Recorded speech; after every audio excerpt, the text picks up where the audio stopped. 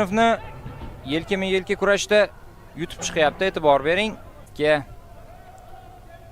Baribir tajribali futbolchi, Superligada ham harakat qilgan.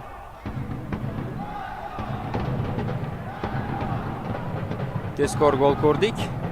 Umid qilamanki, uchrashuv shu yo'sinda davom etadi. Faqatgina bu uchun Jayxon ham oldinga chiqib faollik ko'rsatsa, tengma-teng kurashlarga boy, xavfli vaziyatlarga, gollarga boy o'yin ko'rardik. Fransis yana chap qanotdan yaqindagi sherigi bilan o'ynadi. Orqaga pas. Aylandi futbolchi. Biroz qiyinlashdi-yu, ortga yana uzatma. Sardorbek Mahmudov.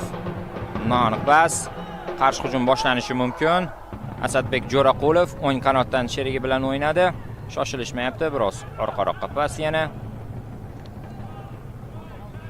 7-daqiqagacha yetib keldik. Rashid Arazov ortga.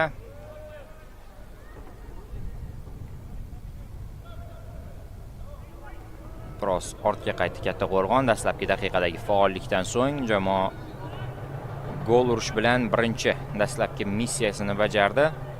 Agar Katta Qo'rg'onni uchrashuvlarini kuzatib borayotgan muxlislar bo'lsa, oldinga pas. Fransis ofsayd bo'lmasa xavfli vaziyat. Ha, ofsayd. Fransis ko'rinib turganda, ancha oldinga chiqib ketganligi. Jamoaning o'yin uslubi shunday. Birinchi bo'lib hisobni ochib olgandan so'ng biroz ortga qaytib tejamkor rejimda o'ynaydi. Baribir natijani birinchi planga olib chiqdi Yuriy Utkulbayev jamoaga bosh murabbiy etib tayinlangandan so'ng.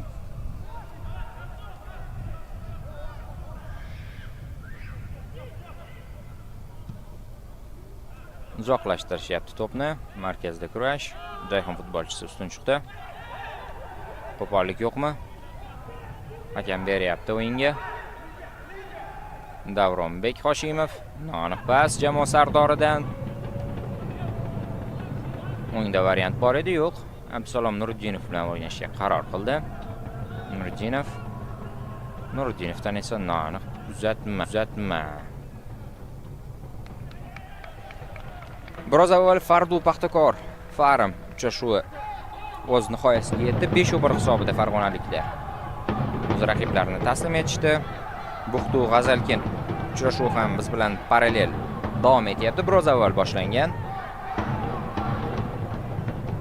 va bugungi kun dasturiga kiritilgan so'nggi uchrashuv bizning Katta Qo'rg'on Jayxon bahsi hozircha 1-0 hisobda davom etmoqda.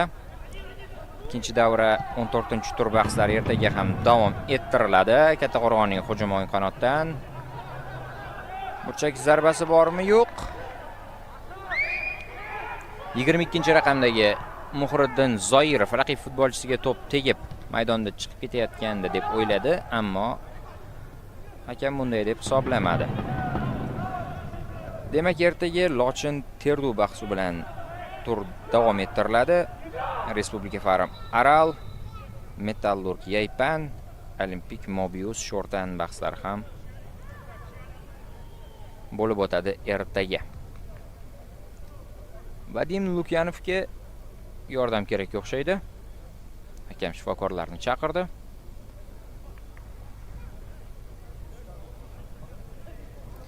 Uning darvozasiga hali raqiblar zarba yo'llashga imkon topa olishgani yo'q, ammo Lukyanov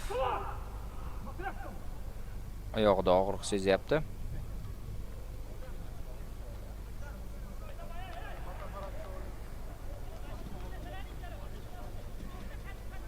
Bu Katta Qo'rg'on shahridan, Samarqanddan tashrif buyurgan muxlislar.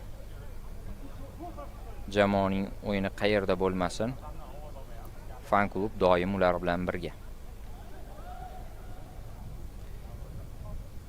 So'nggi 2 turdan beri jamoa ushbu stadionda o'z o'yinlarini o'tkazyapti.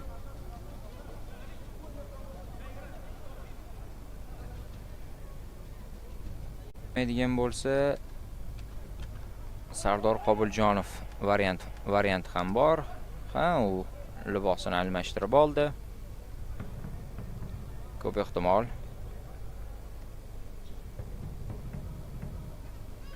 o'yinga qo'shilishi ham mumkin.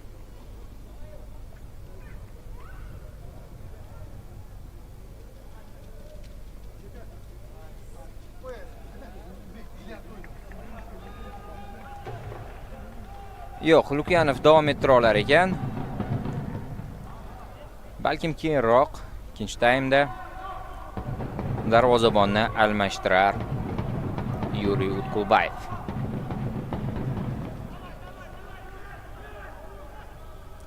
O'yin davom etadi. Jayxonga to'p qaytarib berildi. Jamoaning hujumi oldinga uzatma, maqsadsiz bir pas bo'ldi o'zi ham. Lukyanovgacha to'p yetib kelyapti.